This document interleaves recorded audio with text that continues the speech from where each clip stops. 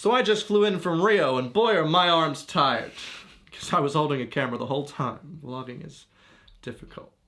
I really thought that joke would do better. Well, hello there, and welcome back to my channel. Today, I'm here with my good friends... Luke!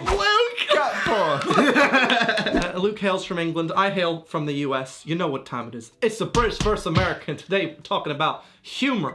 Comedy. Funny stuff. And today's video is also brought to you by our sponsor, Sky Comedy, which you'll be hearing more about at the end of today's video. Basically, they have brought all the American humor, American comedy over to Britain, and now we're gonna spend 10 minutes where I don't say too many bad things about American humor. Wow.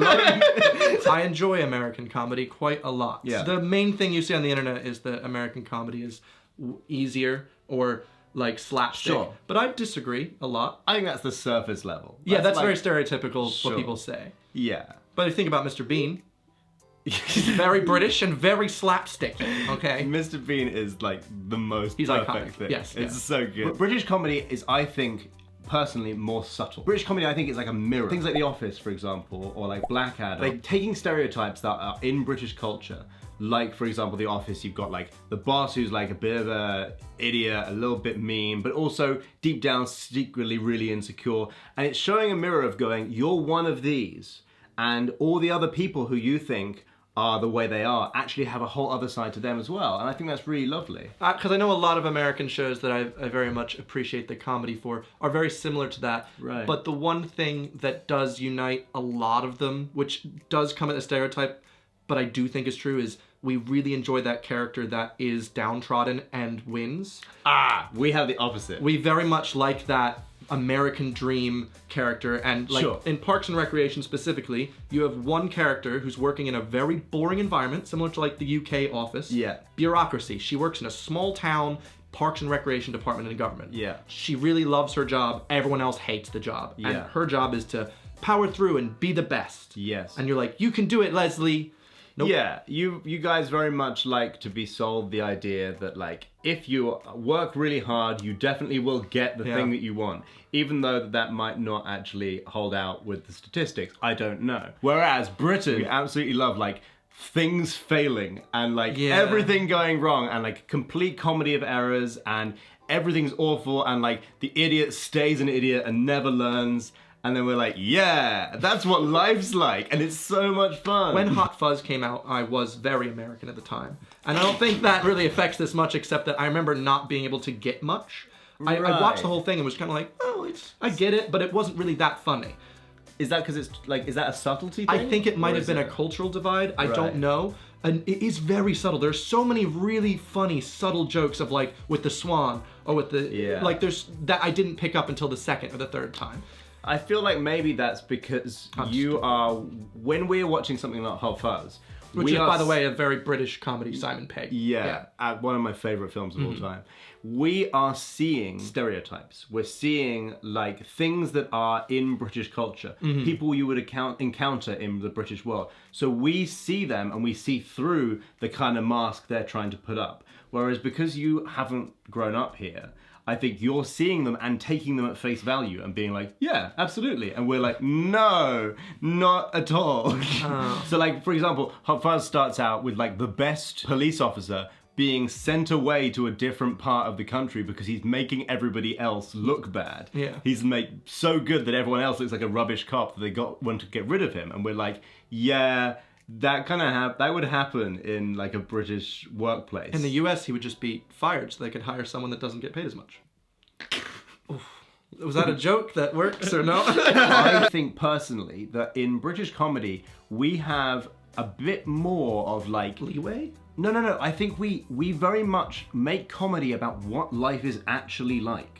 Whereas I think American comedy, from my experience of seeing it, is like escapism. I would disagree that a lot of our stuff is about escapism, only because I do feel like even though we do have a huge category like that, there's also loads of just situational comedy shows. Seinfeld specifically was situational comedy. It's this could happen to anyone, that everyone has a roommate like this, and also Curb Your Enthusiasm is another show that is just about a guy being annoyed at those little things that we all get annoyed with, but he's the only one that's a big enough butthole to do it. Yeah, I mean, I think in any category there's always going to be like massive outliers. Like, for example, we in Britain have the mighty Boosh, which does not... I don't get it still. It doesn't follow any rule of any kind of TV show or comedy or anything. It's just literally utter surrealism. When you list a bunch of like the best American comedies, like Seinfeld or these kind of things, Parks and Rec, those to me, from my experience of like growing up on British TV, those are actually closer to what British TV is like, I think. So you're saying our good stuff is similar to your stuff.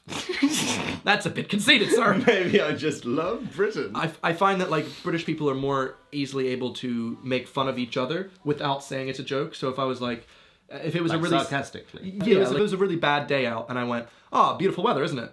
Sure. That would be very British of being like, oh, well, American it's would not, be haha. like, no, it's not. No, no. I definitely, like, there'll be American people watching this who they think I've got American. I was a very sarcastic person as an American as well. So. Yeah, that's very true. All I mean is, I think there'll be American people who are listening to me who think I've got it completely wrong.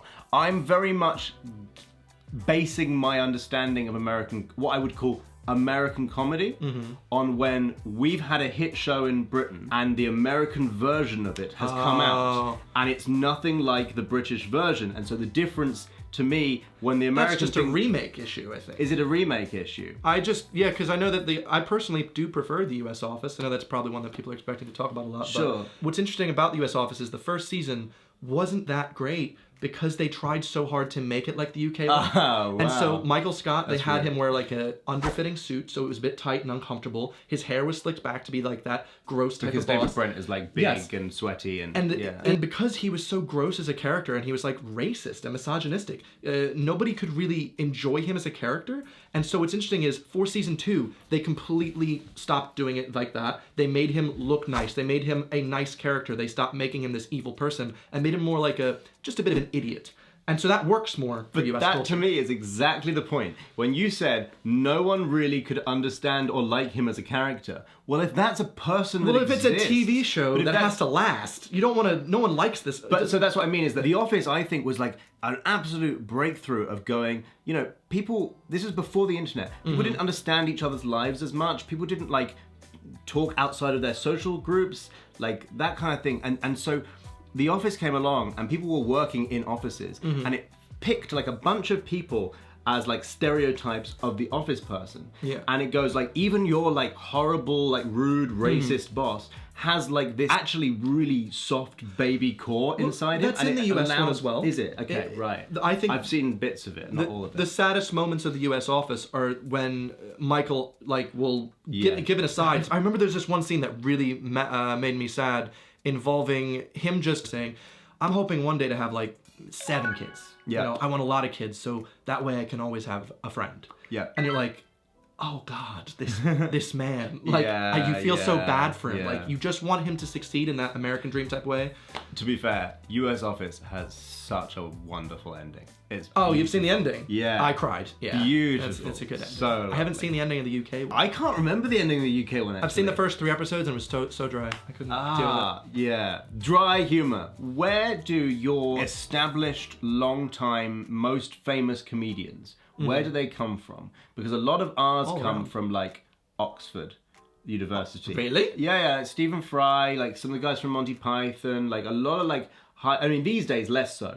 But, like, the really established Couldn't people... imagine James Acaster coming from Oxford. Got a degree. Got a degree in biology. Got a degree? Fair play. That's the thing. Maybe it's a class thing. Like, there's a lot of... And, like, we also have, like, this... Honestly, our stand-up comedians come from all classes. Oh, same. But they do poke fun at everything from all classes.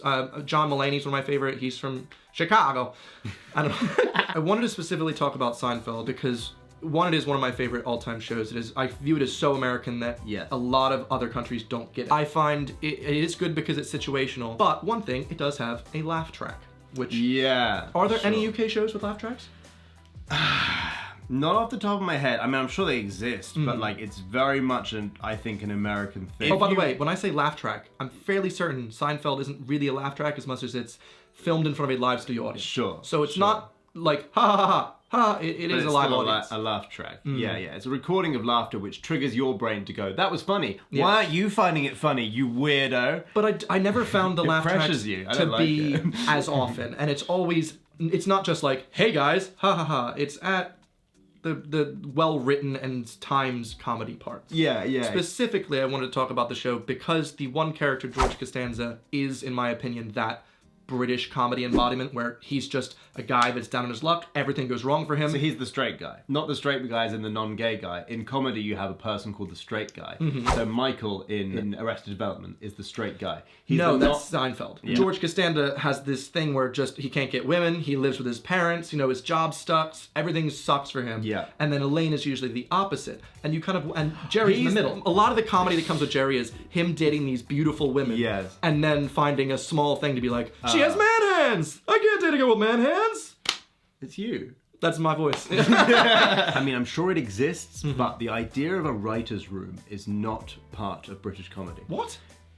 I said that very Britishly. What? British TV is generally written by like 1 or 2 people, maybe 3. Like, it's not a thing where you like buy in the best writers in Hollywood to like make your thing great. It very much comes from like 1 or 2 people. When I watch shows like Community or shows like Parks and Recreation where you can tell there's so many well-timed jokes. Even New Girl, I remember like there's so many episodes with so many jokes inside. I like that. Yes, but that's because, in my opinion, so many I different think, opinions. like the person who creates the show basically sets a bunch of rules about how the universe they work in works, so that pretty much any great writer can write for that show. Yeah. Anyone can write for Homer Simpson. Anyone can write for Arrested Development. For Michael Bluth or for whoever. As long as they know the dynamics. As long as they know the dynamics and the confines of the world you're in, and you can just bring in, and that's why your shows last much longer, is because you can just keep bringing in new talent all the time. Ideas, yeah. And new ideas, whereas we have like a few people, right, like James Corden and...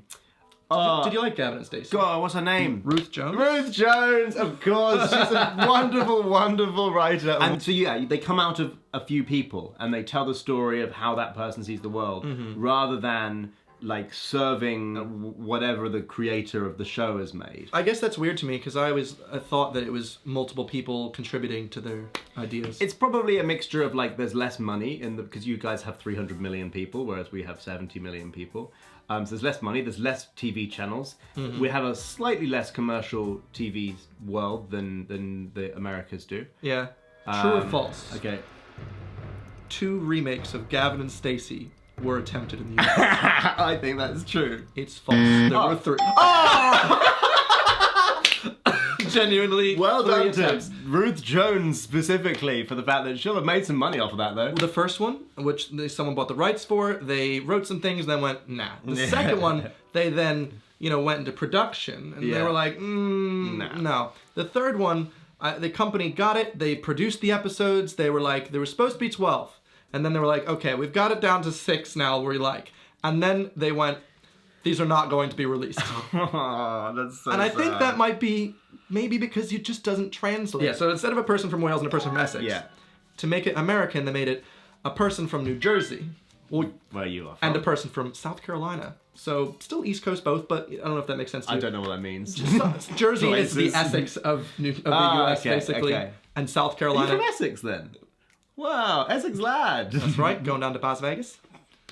It's Basildon. Don't do that. How do Americans deal with cringe? I love cringe. I know we've talked about The Office a billion times, but specifically there are many episodes of The Office US version that are so cringy. There's a subreddit dedicated to it. I love that. A lot of people don't. Awful. But you guys in the UK have a lot more of cringe comedy, I'd say. Yeah. My experience of American TV anyway is it's much more serialized. So you have much more like you start at a point and the characters go on a journey, but they always end up where they started. So like that way you can keep going. You don't have you have like some series arcs, like things do change, but it's a lot less. And it's because you want to stretch things out to like 10 seasons if you can, because it's really good for, that dollar. And so maybe that's a difference, I guess. I think we have a lot more series arcs. South Park is like that as a US comedy. And recent seasons have had series arcs where things that happen in the first couple episodes affect the end episodes. Yeah. Which I love it. like. I love that. Okay. But it also, the problem with a series arc, the reason why it's avoided in some situations is because you need to be able to have it rerunning on channels and people can just pick it up and watch it. Which is why everyone likes Friends. Yeah, and they don't need to know what series they're in, they don't know who the characters are. It kind of just stays constant most of the time. Do you like Friends? Oh yeah, I love Friends. Sounds like I'm learning how to speak a language. I'm like, Do you? I love Friends. I love Friends. And going to beach. Yeah, I do. I really like Friends. I like it in a different way to how I'd like The Office, though. Like, I definitely don't feel like I'm exercising my mind when I watch Friends. It's just It's easy. but that's what I mean by escapism. It's very much like medicine. And while 40 Towers is just ridiculous, it's just absolutely farcical. It's just like the most ridiculous things that can happen and everything goes wrong. Wouldn't you say all the time. that's similar to a US thing then, in terms of it's so ridiculous? I'm trying to pour Arrested Development, yes. For example. Oh, okay. Yes. I've heard it said, and I saw this, someone say that the reason they liked Arrested Development so much was because it's the only show they liked in America because it was so similar to the UK style. Yes, I think that's right, because Arrested Development very much British comedy. Stephen Fry has this quite famous talk about this where he talks about British comedy being like, we love watching the main character, like life just poops on him all the time from like up in heaven. The people in heaven are just going Sure. and like that's absolutely Michael Bluth in Arrested Development. It's just everything going wrong. His family's an absolute disaster. But he's rich as well. yeah, he's rich, so there's no like stakes. Yeah. It's not like he's gonna end up in poverty. It's like he'll be fine. It's all good. Maybe your characters are more interchangeable, like they can be whatever they need to be. Like even in The Simpsons, like Bart can be the straight man if he needs to, but most of the time he's the idiot. That's a good point. Our characters are written to be both at all times. Yeah, probably, yeah. Both of us enjoy US and UK Absolutely. comedy. There's no better or worse in this situation. It's just just styles. It's just different. Like both are wonderful and both have their place. One good example of that ridiculous American comedy that's just silly and slapstick but yet perfect is Brooklyn Nine-Nine. You like that, right? Yeah. Like you just can't deny it. It's just so well written and funny. Yeah. But nothing really changes. Yeah, but that is so US. Like there's no Brooklyn Nine-Nine in the UK. I don't think it would really work that style. It would be a very different show. Yeah, Peckham 69. You also have a massive monopoly on like comedy cartoons. You guys don't have cartoons in the UK, do you? We have like kids cartoons. But you don't have. Yeah, we have like Gravity Falls, Rick and Morty, The South Park, The Family Guy, everything. Yeah, we just have a lot. We don't Those have are all that. American, yeah. Yeah, I never really noticed that. You've got Wallace and Gromit. That's Play-Doh. I know, it's but plasticine. it makes it better.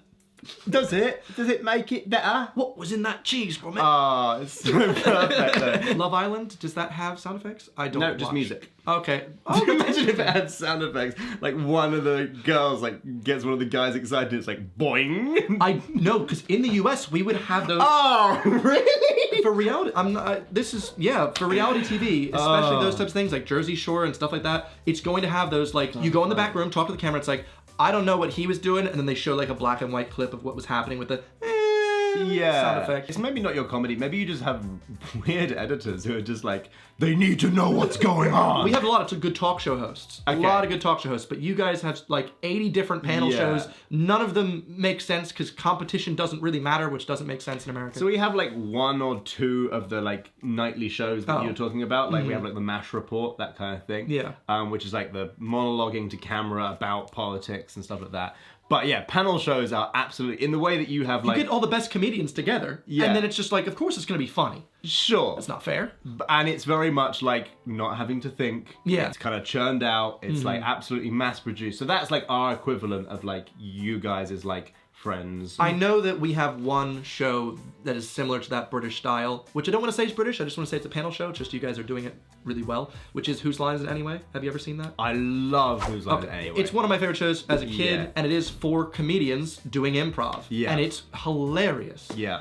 But that's what you guys have as panel shows, basically. Yeah, we have like that all the time. Yeah. Basically, I mean, there's a lot of different types of comedy, but I think that is based on us as a people and what we think is funny, what we appreciate. So, and I think the message you're trying to give to your population, like you guys have the American we have that dream, uplifting dream, and you're trying to to say that things get better, just wait for it, and we're trying to go, everything kind of stays the same level of rubbish all the time. Woohoo! And that's funny. Yeah. If you can't laugh, you'll cry. British humor. If you can't laugh, you'll cry. Yeah. And while we're on the topic of comedy, a big shout out to Sky Comedy, which is sponsoring this video and is launching today. As long as today is January 27th, which is tomorrow for me. It launches tomorrow. Basically, Sky Comedy have all of the US shows that you guys in the UK just haven't been able to watch. So now you can watch Parks and Recreation. You got Curb Enthusiasm, one of my favorite shows. I freaking love Curb Enthusiasm. Have you seen that show yet? God, what's it about? Larry David. It's balding guy. Yes! I literally love that. They've got that. They've got Last Week Tonight, John Oliver. I watched. So good. And along with those, they also have a massive library of US comedy box sets, perfect for binge watching. So I know what I'm going to be doing for the next week. What are you going to be doing? I'm just going to be rewatching Curb Enthusiasm. I just genuinely love that show. But anyway, thank you very much to Sky Comedy for sponsoring this video, and thank you to Luke. Tell us what you think. Do you think US or UK comedy? Which one do you prefer? There's a poll. Other than that, I guess I will see you guys on the next video. Thanks for watching. Goodbye. Bye.